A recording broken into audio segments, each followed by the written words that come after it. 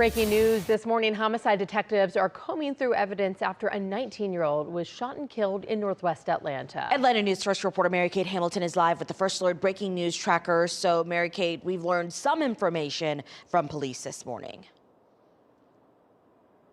We have, and that young man was shot multiple times and then taken to Grady Memorial Hospital.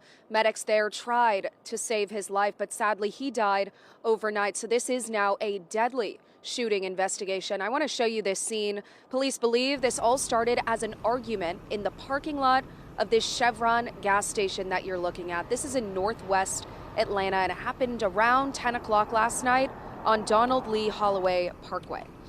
If you look closely, you can see shell casings there and the gas station completely closed off as police try to figure out who did this. They say the shooting was isolated, and again, they believe it was an argument that escalated into gunfire, but they don't know how many people may have actually fired these shots.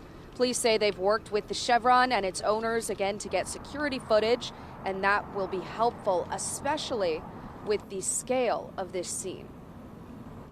The male who was struck, he actually did cross the street, so we did have to make a rather large crime scene just to preserve any kind of evidence that came about.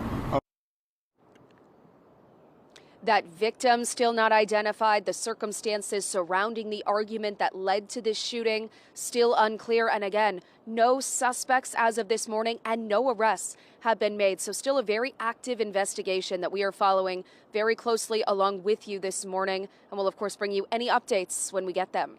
For now, live at Atlanta Police Headquarters, Mary Kate Hamilton, Atlanta News First. Mary Kate, thank you.